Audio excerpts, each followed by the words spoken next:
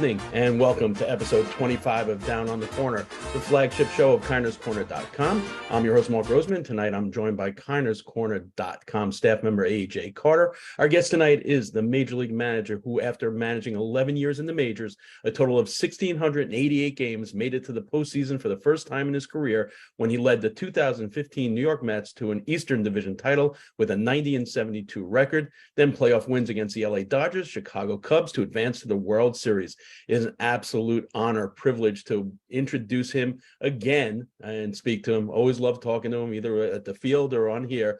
The manager of the 2015 National League champion New York Mets, Terry Collins. Welcome, Terry. Hi, Mark. How are you? Doing great.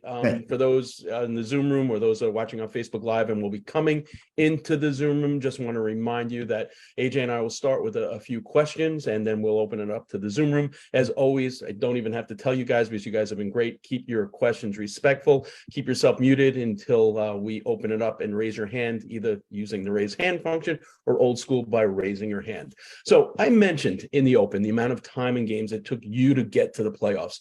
As a manager, despite his reputation for building baseball teams into postseason contenders in short periods of time, Buck Showalter has never appeared in a World Series. Ironically, he left both the Yankees and the Diamondbacks just prior to both of those teams making the World Series. Since Dusty Baker's win in the 2022 World Series, Buck now has become the winningest active manager in Major League Baseball never to win a World Series. He's reached the postseason 6 times and reaching the League Championship Series once. For you, as those years rolled on, did self-doubt ever creep in? Or at the end of each season, were you able to step back and say, listen, I got the most of that team out of that squad, and you just continue to hope that whatever organization you're working for gets you the pieces to be able to get you to where you really want to be, the promised land in a World Series?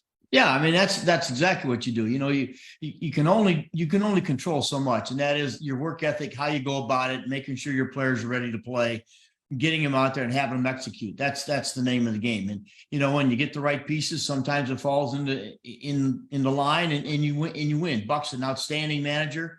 You know, he's won lots of games. You know, it just hasn't worked out that, you know, that he's won the games that he's got to have to get into the World Series. But I will tell you, I like him in the dugout. I think he's one of the best, if not the best manager in the game.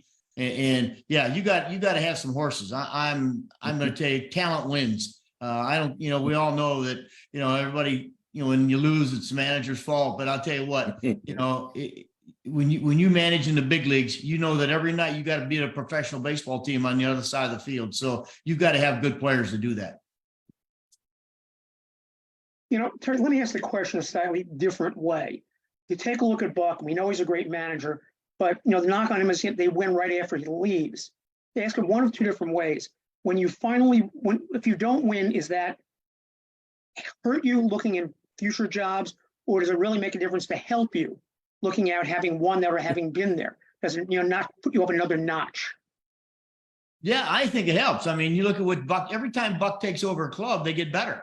And I think that's, you know, that's an indication of how he goes about things. He can make a team better. Now, again, things got to fall in the right, you know, in the line once in a while. We got lucky, you know, we got hot at the right time in 2015. We had a great last month. We got right into the playoffs on a hot streak, continued playing well. And to be honest, the thing that hurt us the most was all the time down after we swept the Cubs. We just sat at home and had practiced, you know, and we lost that adrenaline that certainly made us very successful. Absolutely. You look at the teams you beat to get to the World Series, the Dodgers, who obviously were the organization you grew up with, and then Joe Madden and the Cubs, a guy that you had a long history with. Did that add extra meaning to you, or was it just the fact, you know, hey, I've accomplished what I wanted to do. I've got a National League championship team, and now I'm in the World Series. But was there anything added because of those two teams? Not really, Mark. There wasn't, that's what we had to face. Obviously, I owe my career to the Dodgers. When I was a player, they gave me a chance. They gave me a chance to manage in the minor leagues. They got me, they moved me up through the organization. I managed a long time with the Dodgers. I went back as a farm director for a while. So I owed them a lot. But my other places that I managed, I managed in Anaheim, where we played the Dodgers quite a few times, in Houston. And so, once you get there and you win some games, or you beat whoever it was that you got to play, hey, look, you've earned your stripes, and certainly my relationship with Joe Madden, we are very, very good friends. And I obviously next year he went on and won the World Series. So, but we were playing the game the way it's supposed to be played at the right time. And that's what made us successful. And that's all I cared about. That's the only thing I worried about, was how we approached the game. So it's interesting, because I don't think anyone has even brought this up, and maybe it's me grasping at some straws, but to me there's a parallel to the 2016 Mets and the 2023 Mets. And the reason why I think is that after the 2015 series, you basically put it out there that now it's time to win, no more excuses. Then David Wright goes down, Henry Mejia gets suspended, Jeremy Blevin goes down after 7 games. 2023 Mets, same thing. You go all in, you get Verlander after 101 game season, and then Edwin Diaz goes down. Justin Verlander, Quintana are hurt. You have Starlin Marte, who never really fully recovered from his injuries. You have the suspension of Drew Smith and Max, early on in the season. What was it that enabled you to right the ship to make the playoffs? And what do you think went wrong with this year's Mets that they weren't able to right it? Yeah, Mark, I will tell you, in 2016, our young pitching staff started to really come into its own. I mean, we saw what they could do at the end of 2015, but in 2016, I mean, we had some guys hurt, but Noah really stepped up. Jake was still pitching well. And so our pitching carried us. I mean, with David being out, we got some big hits. Obviously, Yoenis was again a dynamic part of the middle of our lineup. But it was about the pitching, and with the addition of Addison Reed the year before, all of a sudden we had that guy to get to the closer, to get to Jerice, that shut down games for us. But as I look at this summer, I really didn't compare it. Injuries happen, and I'm going to tell you something. People. You set your own expectations. And so this team was expected to win. Yeah, they had a lot of injuries. They had a lot of things go wrong, but you got to go out and still play the game. And, it's really tough to go through a season like they're going through this year. But I think they'll bounce back. I really do. I think, again, I hope Buck stays and because I like the core they have. And if you bring up a couple of young guys, to play well, who knows what'll happen next year. It's interesting you say that, because there was something in that season that I remember it to this day, because it was it was shocking, because it was so uncharacteristic of you. And it's ironic that today the Mets played the Diamondbacks. And a lot of people on social media were pointing to this many times during the season. You came out after an embarrassing 9-0 loss to the Diamondbacks at Citi Field. And it was a 3-game sweep. You went on this 4-minute rant.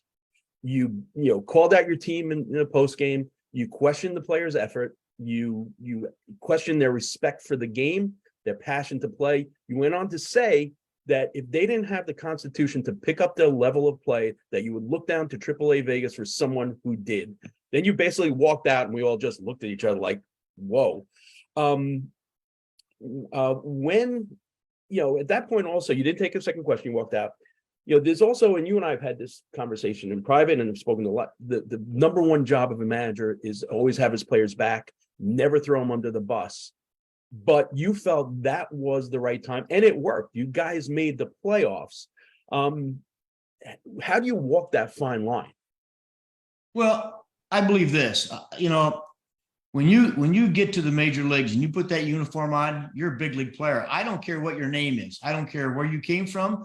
You're a big league player. And there are expectations when you are a big league player. And one of the things is to execute the game the right way. That's run balls out. That's hit cutoff men. That's run the bases. That's, move runners along, pass the baton to the next guy. There's ways that there's ways to win the game without always have to hit home runs. And we went through a stretch where we didn't play the game right. We just went out. We knew we had a pretty good club, but hey, look, I always wanted my team, when someone came to the ballpark, came to Citi Field and watched our team play, I wanted that guy to leave and say, that's how you play the game, win or lose, but that's how you're going to play the game. You're going to play the game the way it was meant to be played. And that's correct. Hey, there's going to be physical errors. There's going to be bad hops. There's going to be, sun gets in your eye, all of those things that you try to avoid. But you know what? If the effort's there, and by the way, perception is reality in baseball. And if we were being perceived as a team that was underachieving, and if that's the perception, we had to step up. We had to step up and play the game the hardest we could possibly play it, so that to let the people know that, look, we do care.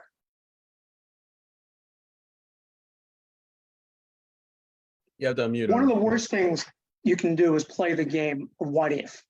But people are starting to look now, the Mets have won 3 out of 4 from the Diamondbacks, look really good, and looking at how the wild card race has tightened up and saying, what if they had made the decision at the trade deadline? What if they had kept some of the pieces? Quintana came back, people came back from injuries.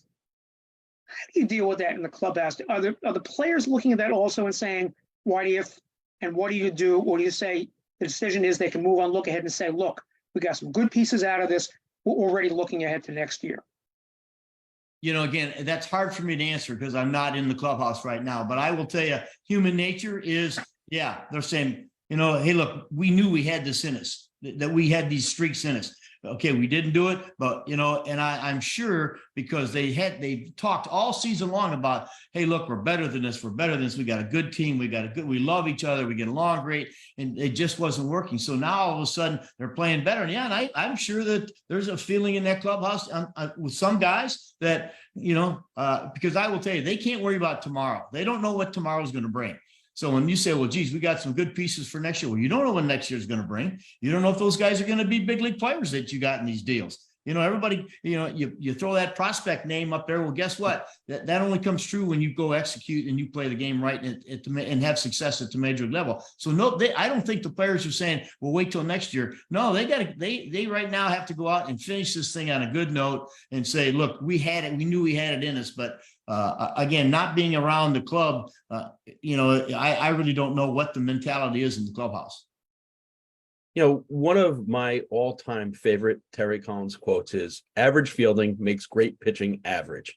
You look at what the Mets have done here with Francisco Alvarez behind the plate, Lindor and Mauricio right now in the middle, Nimmo in center. That's a pretty nice core. And I know over the years, there are 2 guys that whenever I ask about young players and prospects, I think you guys have hit on like 99%. It's you and Wally Backman. It's just uncanny when you've told me guys, early on before anyone knew about them and what they've become. Right now, looking at, Ronnie Mauricio was actually signed in 2017. You were around at that point. Do you remember what the organization had projected him to be? And what are your thoughts on his development as well as the other quote unquote baby Mets to this point? Yeah, well, I didn't see Ronnie until I quit managing. So when I went to the minor leagues, and here you had this, big, tall, lanky guy. You saw he had some movements. You thought he had some skills. He was going to have to get stronger. He was going to have to be able to control his body a little bit better. You knew he was going to grow into that body, have some power, and he's done that. And you give credit to the minor league guys in the minor leagues. That's why you have a minor league system, to get those guys better, and they've done a great job. When I first saw Mark Vientos, I thought, wow, this guy is going to be, he's got huge power to right. He's 17 years old, big power the other way, which is, you cannot teach that. That's something that's natural. And I saw him hit homers in Kingsport, into the trees in right field at 17 years old. I said, wow, this guy's got a chance to be really special. I saw Brett Baty when he first signed. And again, you saw athleticism. Kid got in shape. And again, sometimes some guys get it fast. Some guys, it may take a little while. But I really like the young prospects they have here. But I thought the Mets did it right. I thought they brought those guys up and gave them a shot. They found out what they had to do to get better. And you know what? They're not done growing yet. There's going to still be blips in the rain. You know, Mark, there's an old saying that there's two kind of major league players. There's the ones who've been humbled and the ones who will be humbled. And the minute you can get through that, the minute you can deal with failure and get out of it, the better player you're going to be. And that's why I really like the opportunity that these guys have right now to get in the lineup and find out what they have to do to get better to be good major league players. Yeah. Howard Johnson said the same thing. It's all about figuring it out. It's like a Rubik's Cube, and every single time you hit that little, blip, you got to figure it out. So obviously lots of speculation with the hiring of David Stearns as the president of baseball ops. One of them we mentioned, you hope that he's back as well as I do, is Buck Showalter, who has that 1 year remaining. When new guys come in, they have their guys on the other page. Craig Counsell, who is, David Stearns' current manager, his contract expires at the end of the season. So we're going to hear all of that. And that's going to be the whole offseason narrative. As a manager who's been through some of those scenarios, it's different. Guys, obviously at work, there are different management changes, whatever profession you're in, but they're not in the newspaper, on talk radio every day. How do you block that noise out? Buck says he can only control what he can control, and he doesn't worry about that stuff, but it's only human nature. How do you block that out? It just comes with the territory. It comes with learning. It comes with going through the development system. Spends where you spend. I'd already spent 30 years in professional baseball before I got the job with the New York Mets. So 40 years before I got the job with the New York Mets. So look, you can. And Buck's absolutely right. The only thing you can control is how you go about your job. And so I always said I'm not a miracle worker. I'm a hard worker. So I'm not going to get outworked. You know what? And there's going to be nights where you make a decision and it backfires. It doesn't work for you. You just move on. You can't worry about it. Hey, look, I used to be press conferences. One of the writers would say, "Well, did you think about this?" Well, of course you did. You always think about both sides. I can do this or I can do this, and you make your decision with what the information you have, and you think it's going to work. And sometimes it doesn't, and that's baseball. And that's what makes it great. It's so interesting you bring that up, because I have to thank you, because you really educated me. In all the years I covered you, I had one instance where I questioned you, and it was about Wilmer Flores. And at that point, why he brought him up. Why aren't you playing him over Ruben Tejada? And you defended Ruben Tejada. At that point, I didn't get it. And then you and I had a private discussion years later, and you told me that you have to protect your players. You told me that, when you come out there at that press conference and you say, I wanted to take the pitcher out on a positive note, that's not always the case. Sometimes the pitcher begged out of the game, and you can't say that. Then I realized, I guess with age comes wisdom. I realized that, in that entire room, all right, if you take the combined baseball IQ, Terry Collins has more in his little pinky nail than all of them. How do you sit there every day being second guessed by people that probably have never played the game at a high level, obviously never managed at that level, and don't know all the behind the scenes, and sit there and put on the face of the franchise with the grace that you do? And it's gotten worse. I mean, everyone's looking for that gotcha moment in the press, and I like taking a step back, and I realize, speaking to Kevin Baez, and we've talked about this thousands of times, people can say, oh, he wasn't a very good major leaguer. 23,000 people in all of baseball have ever played the game, couldn't even fill up a stadium. How dare anyone say he wasn't a good ball player? How do you sit there with that grace, taking questions from us who really don't have anywhere near the IQ that you do when it comes to baseball? Well, Mark, first of all, you got to respect people. The sports writers, the radio people, the TV, they have a job to do. And you know what? They're allowed to have their opinions. That's okay. I have no problem with that. None whatsoever. You know what? Today I read the papers. I watch games. There's things that happen on the field. I said, boy, I wouldn't have done it. I would have done it that way. That's just human. That's okay. I have no problem with that. But I respect the job that you guys have to do, because I know you have people to answer to just as I do. So whenever I was in those rooms and you guys ask questions, hey, look, for you, it's a legitimate question. So somebody else, it might be, boy, that was a silly question. I never went that way. Jim Leland told me when I first got to the big leagues. He said, you treat every sports writer as if he's the sports editor of the New York Times. And I never forgot it. And therefore, no matter what questions are asked, just answer the question as best you can. Sometimes you can, sometimes you really can't answer a question. There's things you can't let out. I remember anytime there'd be an injury, somebody want to know about an injury. Look, I don't want the other team to know we got a player who's hurt. So you got to be politically correct sometimes. But I had respect for all those guys. They work hard. I saw the job they did, and they're traveling all the time, and they're again, they got editors saying, hey, I want you to write this, I want you to write about that. So I didn't worry about that stuff as long as I knew it was just their opinion. If they wrote something that wasn't true, that was a complete fabrication, that's when I dealt with it on the side, never in front of anybody else. I respect people too much for that. Talking about the job of manager, when you go into a press conference, you're basically being questioned on your baseball decisions. What percentage of the job of a major league manager is actually baseball decisions, and how much is psychologist and all the other things you have to worry about? You know what? That is a great question. There's people don't understand. It's a lot of psychology. You got every night you walk out there. I mean, these guys. You got players who are being booed. You got, they make an error, and they're on Sports Center, and their friends are laughing at them, and it can be tough. It can be tough on those guys. So and I used to try to get some of my players. I had one of my players who had a terrible self-image, and I just kept telling him every week, you know what, you're the 1% of the 1% that plays this game. At the major league level, you are a great player. You just got to start believing in yourself, and and just continue. And that's your job. You're in your job. And you know what? There's nights where they're going to fail, and those are the nights once in a while where you got to go pat them on the back and say, you know what? And you go pick out the greatest names in the game and realize that, hey, look, everybody made outs, or everybody made an error, or everybody hung a slider. It's all part of the game. And yeah, a lot of it, most of it is psychology, because the decision making, a lot of it's already been made. I mean, you got all the data now, all the things. Hey, here's the move you got to make. This is the right move. And sometimes it doesn't work. But I know one thing: when that thing doesn't work, that's when you got to manage and go manage people. Yeah, I'll never forget. Pete Rose said you only need to know 3 things to be a major league manager.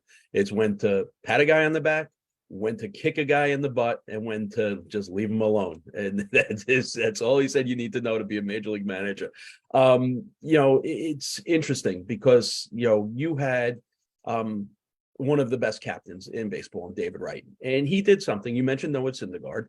He took it upon himself to go into the cafeteria that time, dump his meal at that point, and says, you don't leave, you come back.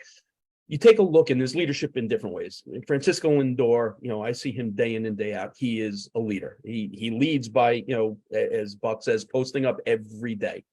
He does things behind the scene. It's a different type of leadership, but at times, do you need that take charge like what David Wright did? And obviously we're not in the locker room 24/7, but do you see any guy on the Mets being that type of leader like David was? Well, I think you just mentioned one guy, and that's Francisco Lindor. And if you do watch it, he plays, and Pete Alonso, the guys play every day. They're out there every day. They never ask out of the lineup. They never make excuses. Francisco's been there. He's the voice. Anytime the game is over, whether it's a good game or an ugly game, he's there to answer questions. And those are leaders. Sometimes you don't have to give speeches in front of your team to be a leader. David Wright led by example. His respect for the game, the way he played the game, his respect for the fans, his respect for the sports writers, that stuff people saw. I used to go in the clubhouse when David was the captain. And when he walked in the room, guys looked up.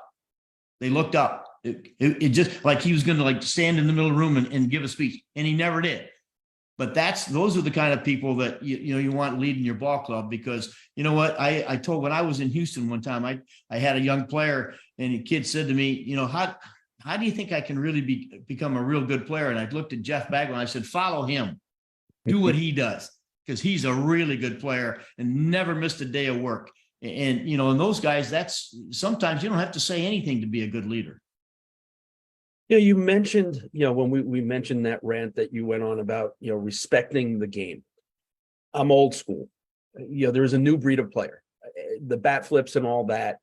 It's not disrespecting the game, but it's a different breed of player. The younger players come up. I don't know how many of them know the history of the game. I don't know how many of them have the same reverence as former guys did. How, as a manager, do you kind of embrace the whole new breed? Because, obviously it's different. How do you do that? You got to deal with what the changes are. You got to deal with the game now. You know what? The bat flips and some of the other things that go on the field, all the handshakes. It's always amazing to me when I see someone, you're getting beat 7-1 or 7-0, and you hit a home run in the 8th inning, and you got this special handshake when you're getting your butt kicked. I mean, I don't get that, but that's the nature of the game today. So you know what? You just deal with it and you move on. You can't sit there and begrudge, because that's where it's going out. It's not just your team, it's everywhere in the game. So look, and if you don't like it, you got to get out because it'll drive you crazy. So you just respect the way the game has changed and move on, and hopefully, again, get your players to play well. I have two more for you before we turn it over to the Zoom room. I'm sure you mentioned, you question on your decisions, and AJ talked about, psychology. I'm sure there are nights that you replay decisions over and over in your head, like, should I have done this? It's just human nature. You question yourself if something doesn't turn out right. Looking back, which of the two calls do you replay more in your mind?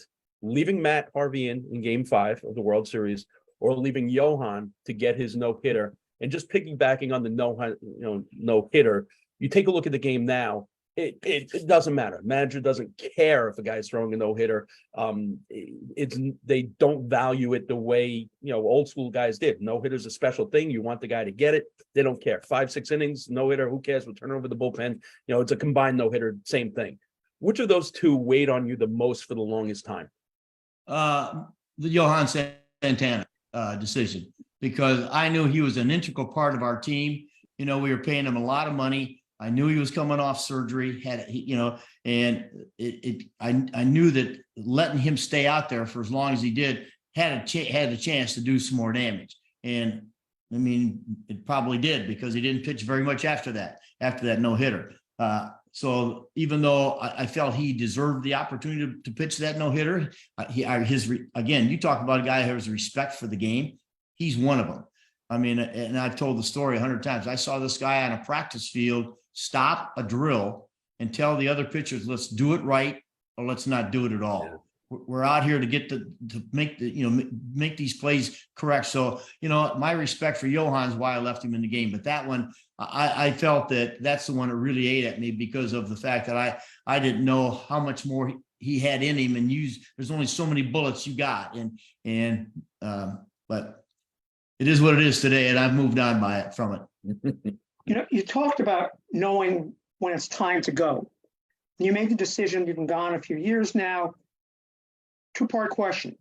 What do you miss most for not being part of the daily grind? And what do you not miss at all? Well, I will tell you, the one thing that every manager misses when they get out of the game, that's the competition. There's nothing more fun than the competition, especially on the biggest stage against the best talent in the world that ever plays this game. I used to love to watch my team play against all the other really good teams. It was a tremendous pleasure to watch it and be a part of it. I miss that. I miss the 705 stuff. Now, I don't miss some of the other things, the daily grind, it's all the questions, the travel got hard. There's so many night games now where you're traveling at 3 and 4 and 5 o'clock in the morning. You're getting into towns. That wore me out at the end. And so I don't miss that stuff, but I do miss that 705 first pitch. Lastly, before we turn it over to the Zoom room, the Mets just reacquired a former first-round draft pick, Anthony Kay, claiming him off waivers from the Cubs today. I remember the day that Matt Harvey was traded. You were acting as a special assistant to the GM, Sandy Alderson, at that time. That particular day, you were at a Double-A game against the Yard Goats in Connecticut to see Pete Alonso. But you were asked about the Matt Harvey trade, and one of the young prospects you actually raved about in that conversation was Anthony Kay and David Peterson, guys on the horizon. what was it about Anthony Kay that impressed you so much? And do you think he can refine that, form that he had, as he's only 28 years old? This could be like one of the great waiver pickups. And secondly, since that day were there to see Pete Alonso, one of David Stern's first order of business obviously is either extend Pete, or do not let him get to free agency. How important is it for the Mets to re-sign Pete? Well, if you start with Anthony Kay, first of all, when you go watch a guy that you really don't know, and you're sitting in the stands and you watch this guy compete with quality plus stuff, it gets your attention.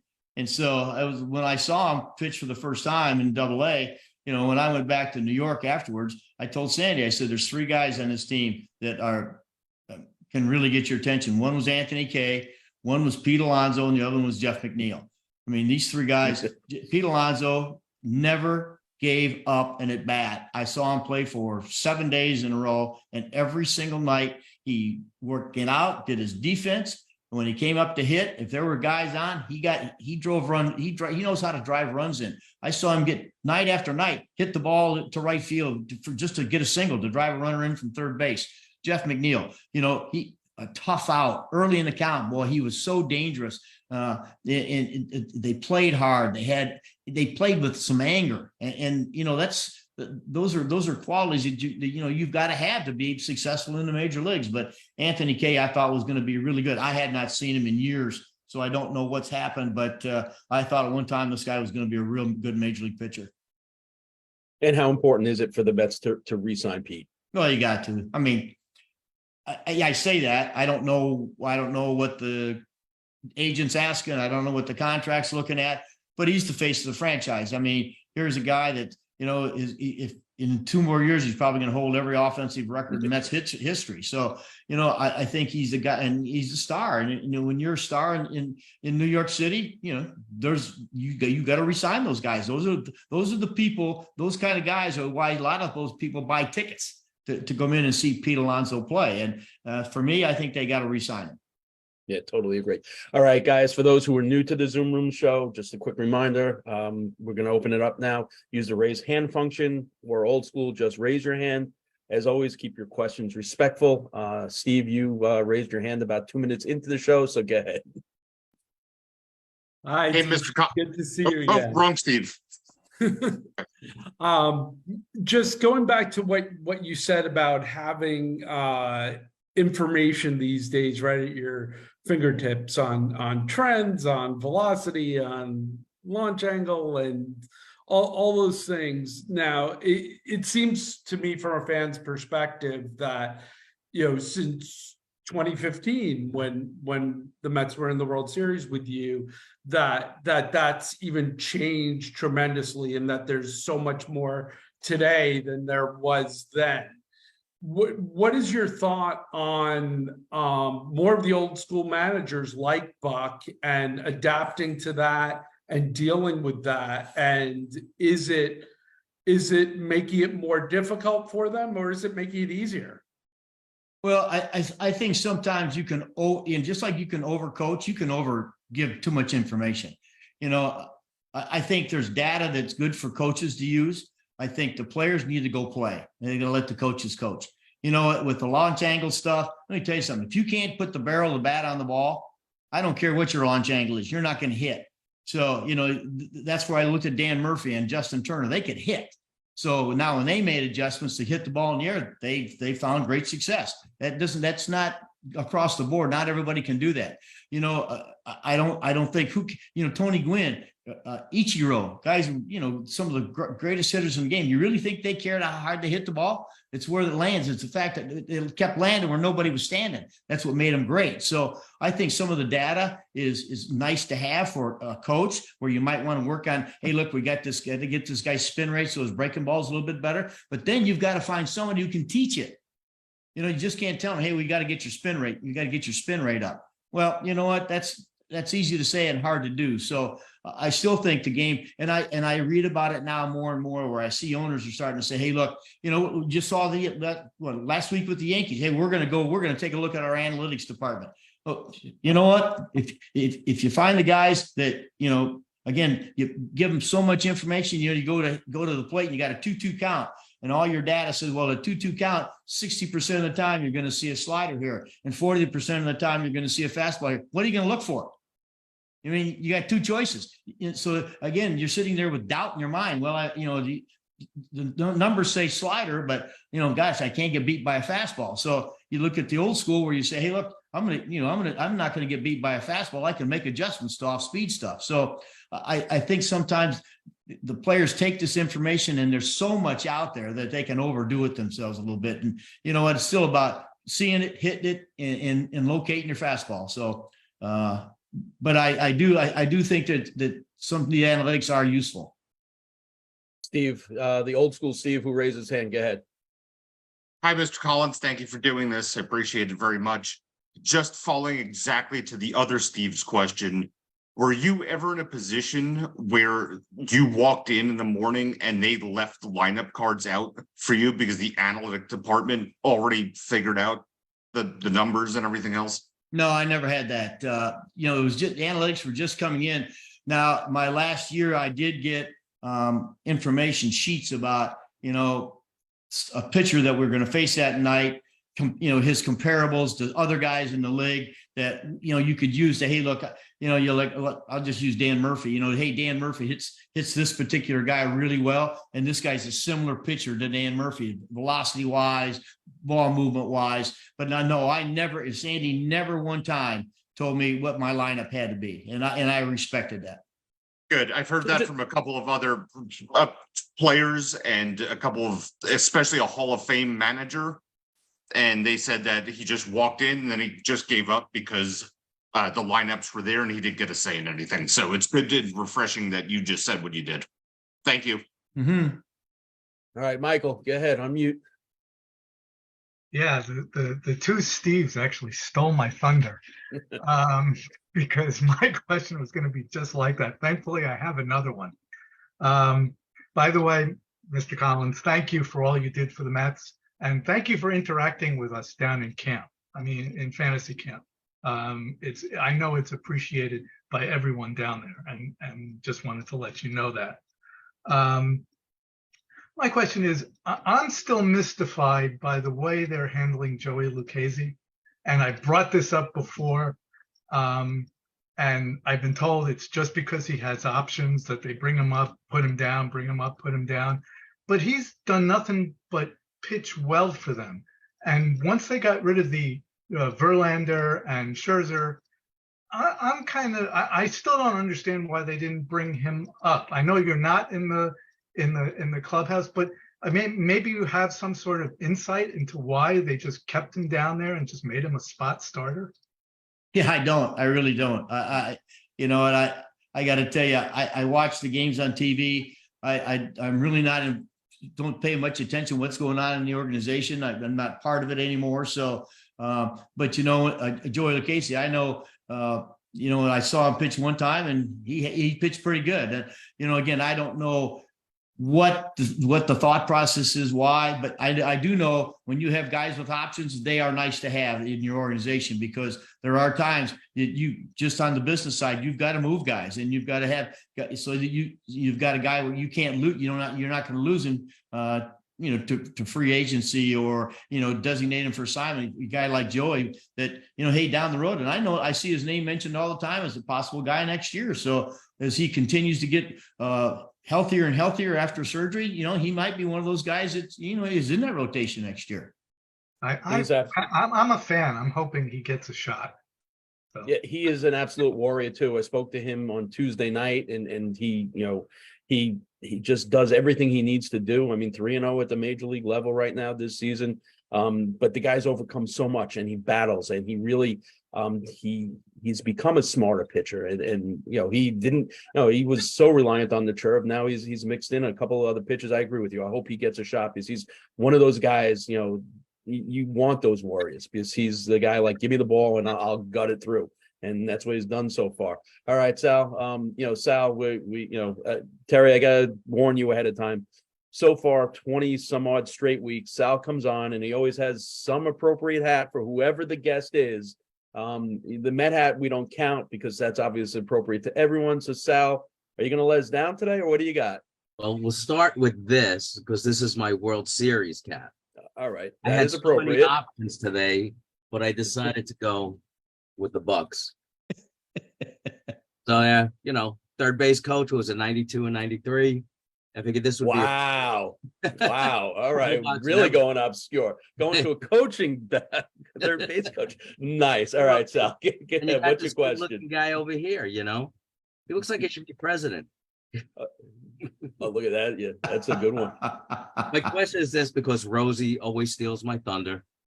When you had that press conference, and we see it all the time on SNY, how much of that was it pure emotion, or was part of that calculated to, give him a kick in the butt? Boy, so they were both part of it, I can tell you. Anytime I was blessed, I had Jay Horowitz as my media relations guy, and he had a great feel for the questions that were going to be asked. So when I would come off the field, Jay would come in before I went into that room, and he'd say, "Hey, look, here's what you're going to face." So there was a little preparation in there, but I was pretty emotional. I was pretty steamed up because of the way I was watching us play. So I think there was a little combination of both of those involved in that. But I didn't really have a lot of time to form a lot of ideas. I just kind of went with what I was feeling at the moment. And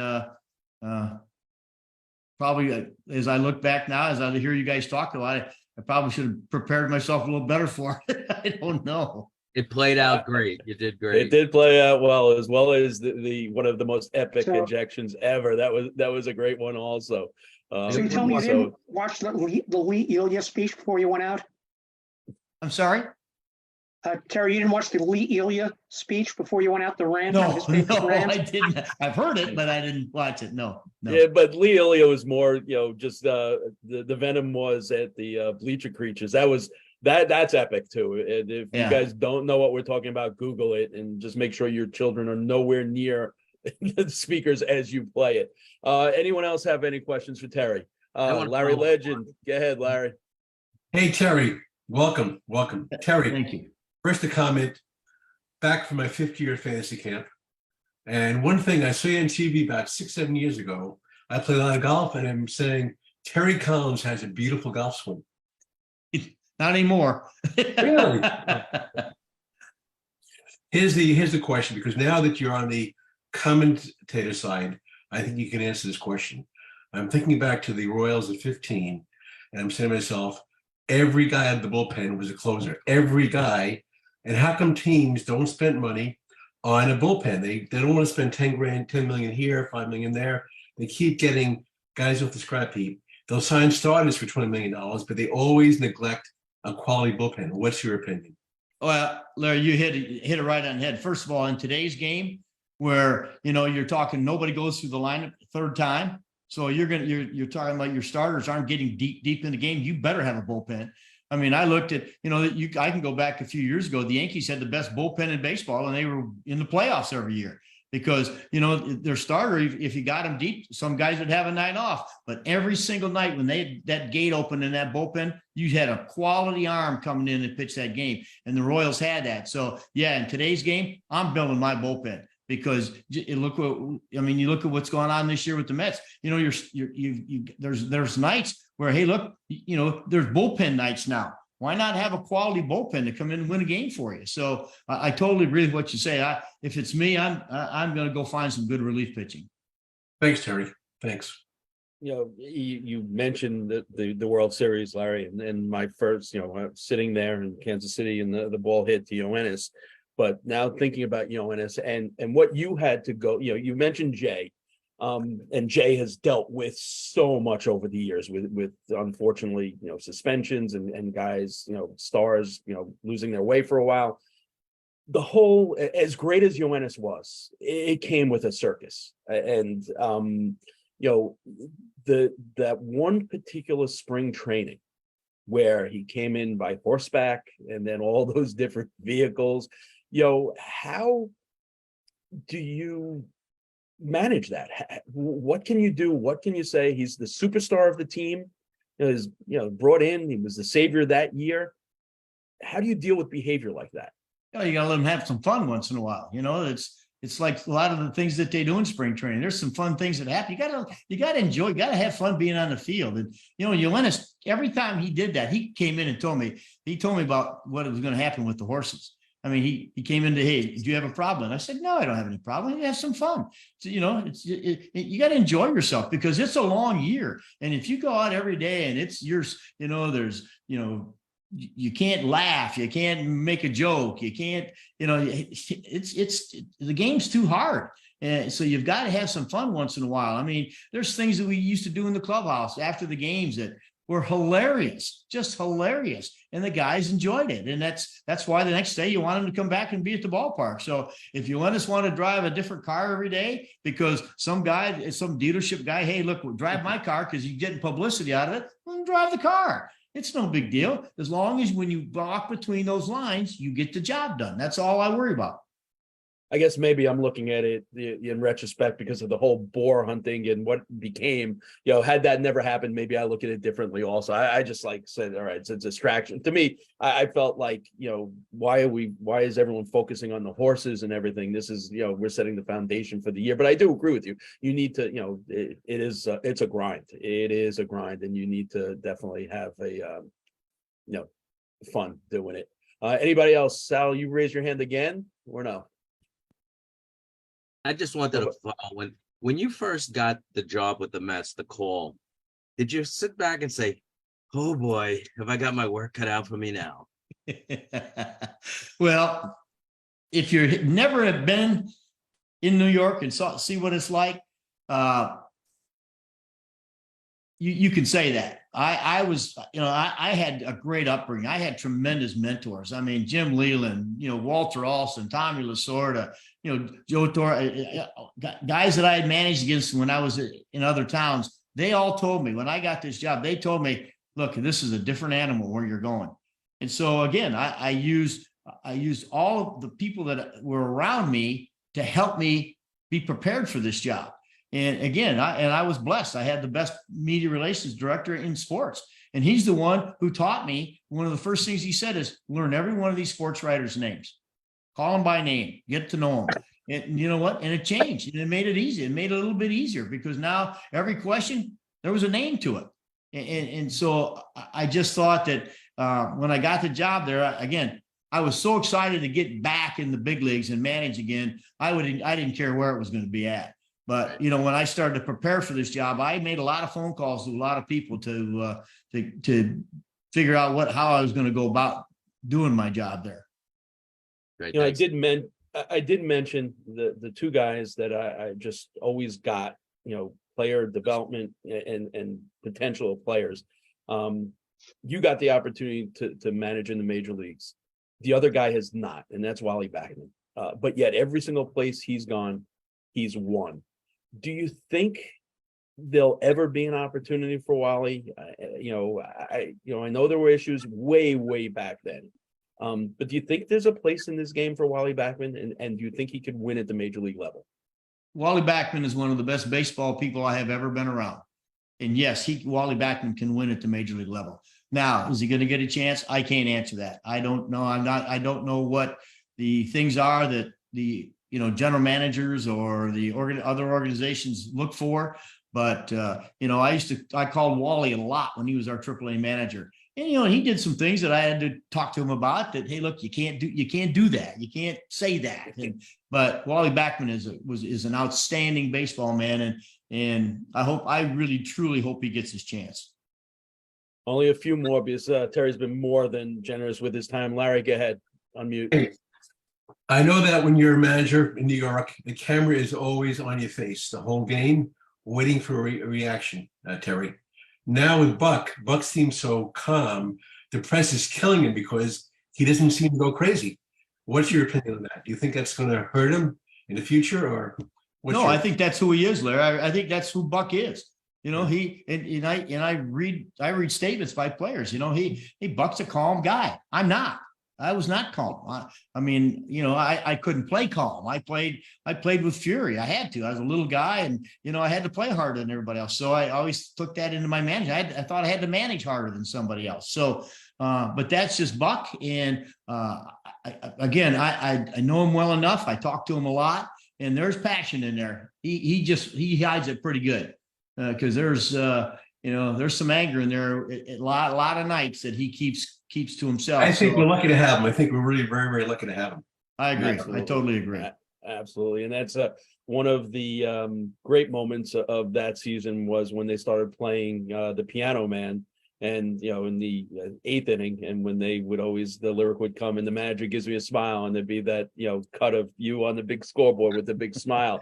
You know, it's funny because speaking of Brett Beatty the other day, and I know that he grew up with Garrett Wilson, and I asked him if he had seen the play after the game on ESPN. He said, no, I actually saw it on the big scoreboard here. They played it. So I'm wondering, when they played the Piano Man and you saw that, did you actually see it on the screen? And what was your first reaction the first time you saw it when they have you giving the smile? Yeah, well, you know, I didn't see it. Someone told me about it one time. They said, hey, you know, when we have the lead in the eighth inning, they put your picture on the scoreboard. So certainly one night I said, well, I got to see what this looks like, because, you know, I don't want to look like a clown either. So I looked up and saw it a couple of times. Yeah. Last question from me. World Series aside, your entire career, what is the one moment that stands out the most for you? Now, it doesn't even have to be Met related. Your entire baseball career, what is the one thing you look back on aside from the World Series?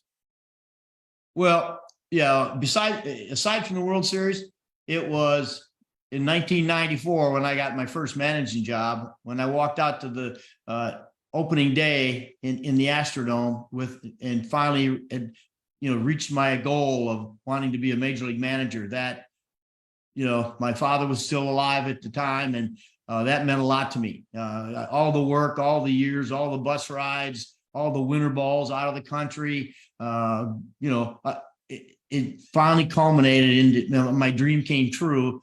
And, you know, and I talk about it today. I talk to kids about chasing dreams, and I'm living proof that it can happen. So that was probably outside of the World Series, that was my biggest moment. Awesome. Terry, thanks as always. Okay, guys. Giving you your time. Always love seeing you on the field, talking baseball with you. Have a great night. Thanks so much, Thank you. Terry. You guys also. Thanks for having me on, Mark. My pleasure, TC.